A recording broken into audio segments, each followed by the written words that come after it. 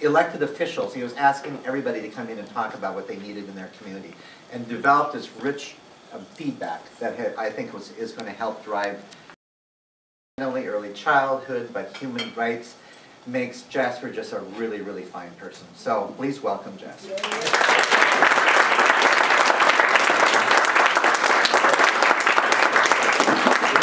Well, good afternoon, everybody. Barry, thank you for that extremely kind introduction. I don't feel deserving, but I appreciate it.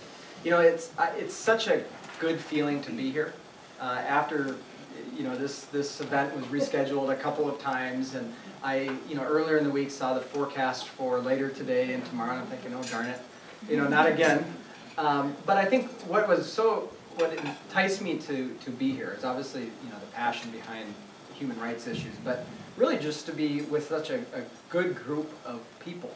And as I look around the room, I mean, there's just so many wonderful people that I know well, that I consider good friends. Senator Tim Mather and Senator Bakke and I served in the legislature together, and they do a great job advancing all sorts of issues in North Dakota. Barry, thank you for your help, and Janelle's help, and Kirsten and Amy and everybody else involved with helping make today possible. I wish I could have been here for some of the morning sessions, but was on the road making the trip over from Bismarck. I've got family here. My dear cousin Libby, who we're also proud of, who works for Senator Heitkamp. My fellow colleague at USDA, Josh Kramer, is here. My neighbor in Fargo, Amy Phillips, a good friend and a better neighbor that I had the pleasure of living next to for 5 years or so when I was living in Fargo. And then where's Cindy? Hey Cindy. Cindy and I worked together for several years at the law firm, and Cindy is just a wonderful person and a great talent at many, many things. When you talk about human rights, I think human rights means different things to different people when you use that term. To me it's pretty simple. I think we're all born equal. Everybody should be given a fair shake in life and treated with respect. And you should be judged by others on who you are and not what you may be or where you come from. Kind of simple as that. And one of my great honors over the last 4 years is working for President Obama and seeing the things that he and his administration have done to advance the cause of human rights. And certainly the list is long, but just to name a few, the first president to openly support same-sex marriages. Just even coming out and making that statement shows a tremendous amount of leadership and courage. Certainly ending things like don't ask, don't tell, so our men and women can serve openly and proudly in our military forces. That's a huge advancement. And then of course advancing probably the most basic of fundamental human rights, access to health care for tens of millions of people with the passage of the Affordable Care Act. And the list goes on, but it's just an honor to work in this administration day in and day out and see these things get advanced, and hopefully many more to come. So yesterday, as Barry said, I was in Kansas City. I gave a talk at this large conference down there called the Smart Growth Conference on development in oil country. Certainly North Dakota is now known as oil country. And my general message to them, without getting into all the details, was we have enormous opportunities, we have enormous challenges, and we can screw it up. We can, if we're not smart and strategic about what our future looks like. And the consequences of not getting this right are enormous.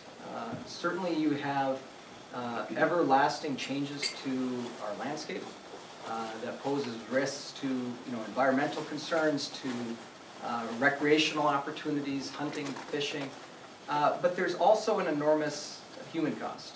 A lot of the kind of the more difficult issues to not only to acknowledge but to address typically get glossed over. Seniors getting kicked out of homes, the rise in homelessness, terrible situations for children trying to find quality daycare. just the overall housing shortage, you know, all of the above quality of life issues that, you know, those can have huge impacts, not just on that particular individual, but for that family tree, for generations to come. And I think what the challenge for all of us is, as North Dakotans, is to keep marching the ball down the field. And I think if there's one thing that this group can do today is keep bringing exposure to all of these issues. And I think what is most important is that we have the resources to solve our own problems. We really can be masters of our own universe and get this right. But that takes leadership, it takes courage, it takes guts, it takes political will to get the job done. One of the things we've done at USDA that Barry also alluded to was this initiative called North Dakota 2.0.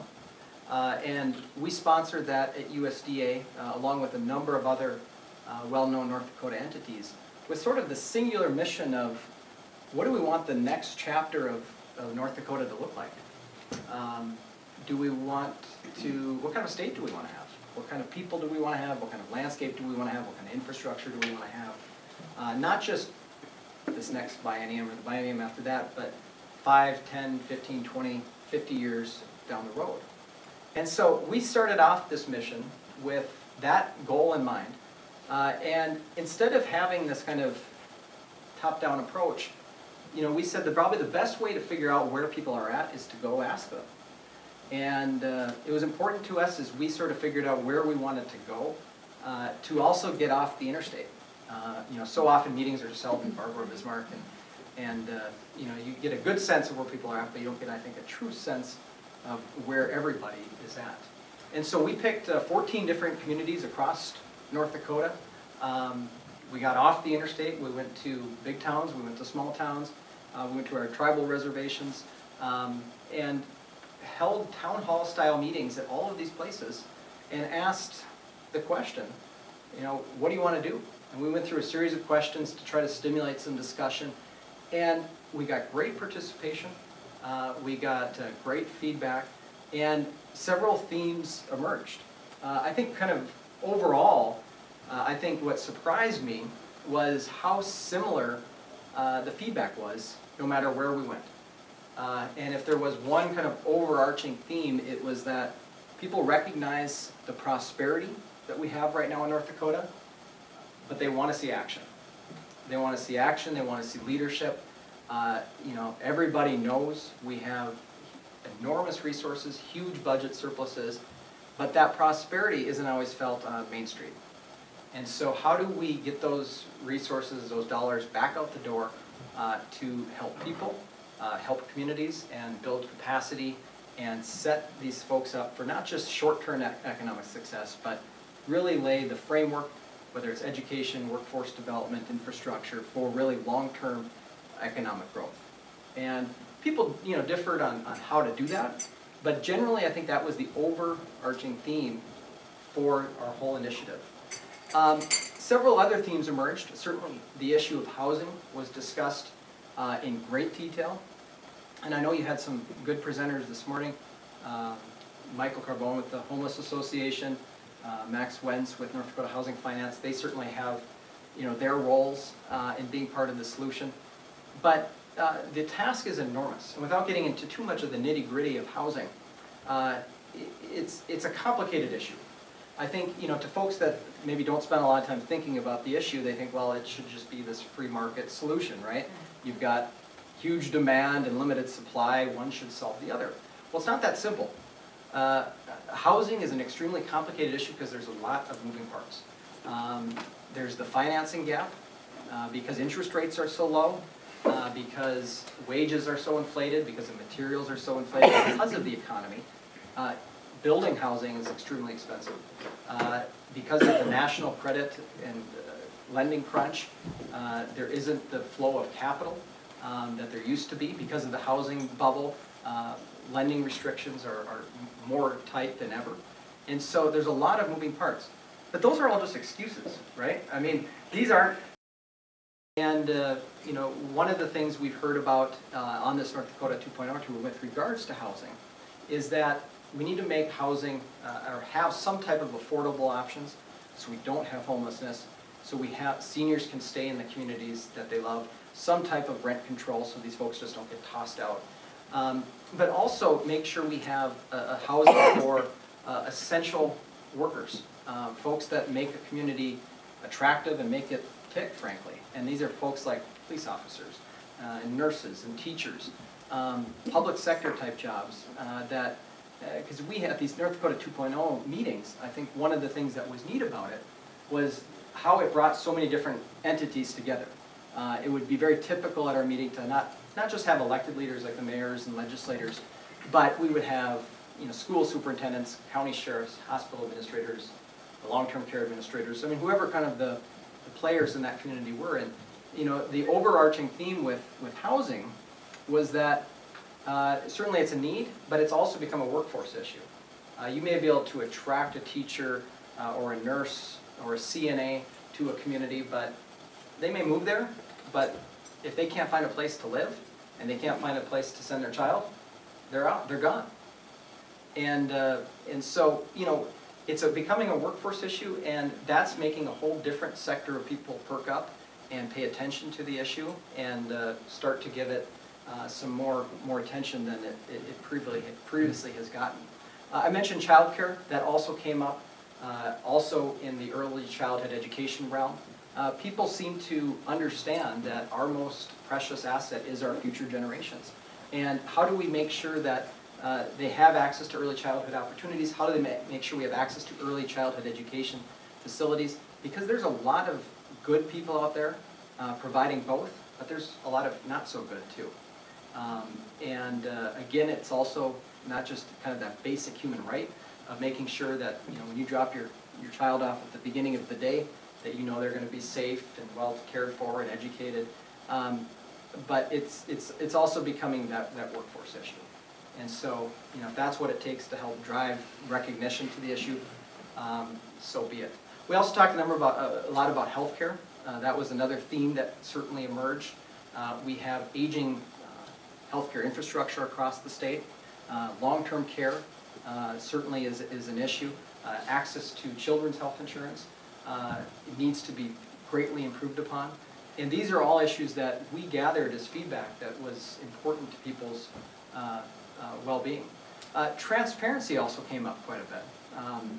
I think people generally had a good trust of government, the more local it was, and the further it got removed from them, the less trust they have. And the cool thing about transparency is with technology now, transparency should become the standard. And we have a lot of work to do there, and some neat things could be done to bring about more transparency, which will lead to accountability to leaders on all levels. And I think the final conclusion in our North Dakota 2.0 effort was that people wanted to do something big. They wanted to be bold. And people differed on what that bold initiative is, but we have the resources to really change the game in North Dakota. If you look kind of back at the history of our state, right, we've been a pretty static state. Since statehood in 1889, we've been static in population, static in industry, and all of that is changing. We really are evolving to that next chapter, and we can define what that looks like. And we have the ability to change the game for generations to come, whatever that may be. I mean, we have the resources we could develop a whole new industry in North Dakota. We could have the best higher education system. We could have the best K through 12 education system. We could have our own oil refinery. We could have first-class transportation systems. You name it, we can do those things. And that was, on the other side, we could have huge tax relief. I mean, I think people gave us a lot of different feedback. They differed on what that bold initiative is, but that was a prominent theme, is that we want something big, we want something bold, we want leadership, we need action. And so we compiled all these reports and interviews, and we worked with Richard Rafke at NDSU and helped us compile this report, and we published it at the end of last summer. And it's currently available online at nd20.com. I know some of you have attended the North Dakota 2.0 events and have read the report. But I think, you know, if I could take one thing away from what we did with North Dakota 2.0 is we marched the ball down the field, so to speak. You know, none of those issues are new issues. There's certainly been other entities and other individuals that have sort of championed those individual issues. But it's all about continuing the movement, keeping those issues moving forward, because it's so critical to the future success of our state. And it ties in so well to what I do at USDA Rural Development, where our mission is we're committed to the future of rural communities. And you look at a state like North Dakota, we're a rural state. Certainly we have urban areas, but you know, you get just outside of Fargo and you're right in the heart of production agriculture. Every county is considered a rural county. And USDA defines rural differently than how you and I would. USDA defines rural communities up to 50,000 in population. You know, where you and I, we would not consider Jamestown a rural area or even a West Fargo prior to this last census, but our programs were applicable there. And so as we look to make a sound public investment into infrastructure, into housing, those are, you know, that feedback we got from North Dakota 2.0 was helpful in making those decisions. And we've already, you know, just based on that feedback, we've, you know, tweaked how we deliver a lot of our programs. You know, at USDA, we, by definition, our programs exist and designed to help out more of the impoverished rural areas. And just with that, oftentimes comes at the expense of human rights. And what we do with housing, for example, is probably the biggest component of what we do. We have 50 employees at Rural Development. Most of our staff is dedicated to housing. Actually, before we became USDA Rural Development in 1994, we were known as the Farmers Home Administration, which may be a more familiar term to some of you. And so housing is kind of our legacy. That's what we do a lot of. And we provide housing. Some people ask, well, why in the heck is the Department of Agriculture doing housing? And it's to go to that very kind of heart and soul of what I was just talking about, of making sure that people everywhere have access to a quality home. No matter your profession or your income base or your credit history, we want to make sure that people have a safe, quality roof over their head. And you know, if you drive through just about any rural community in North Dakota, you'll probably see USDA housing.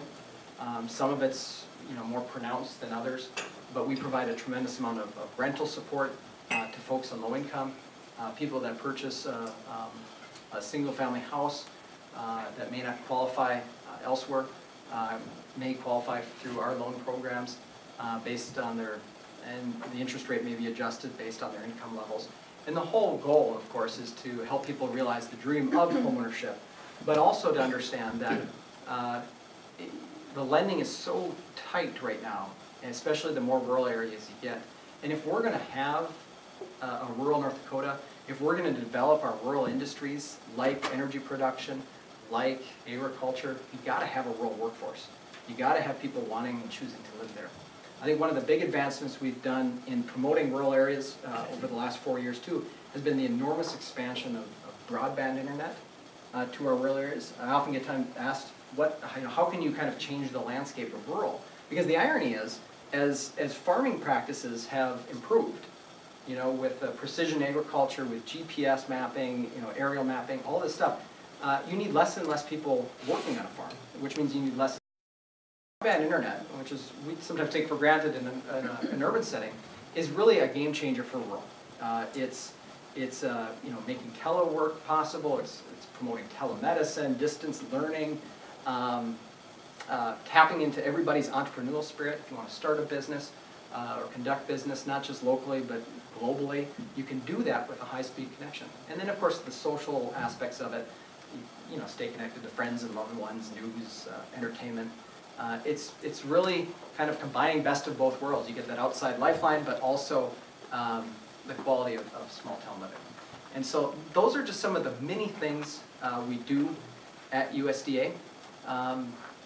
You know, and I want to take the time to answer your questions too, because I know we've got a full afternoon, but let me just close with this. And I'll share a quote with you, and it's attributed to different people, so I won't misquote it. But you've probably heard it. Every issue sort of advances in three phases, right? You've got the first phase of an issue where it's met with extreme ridicule. The second phase of any issue is that it's fiercely opposed. And the third step in the issue development is that it's accepted as a societal norm. And I think you pick any human rights issue, whether it's women's rights, early childhood rights, discrimination, you can kind of peg each of those issues into one of those slots and see where we're at. It's not that long ago that many of these issues that we are discussing were in that first phase where it was just complete nonsense. How dare you even suggest something like that? And then it reached the phase where it's fiercely opposed. And now, thankfully, we're getting to the point on many of these issues where it is getting accepted as societal norm. And so I share that with you because human rights it's not a political party, it's not a political position, it's not even a philosophy, it's just how you choose to live your life. And certain leaders will have top-down ideas, but to really advance human rights and go through those three steps, it really is a bottoms-up approach. And that's what all of you do so well. So thank you for what you do. Thank you for having me. And do have some time if you have questions. I'd love to answer them. Thank you.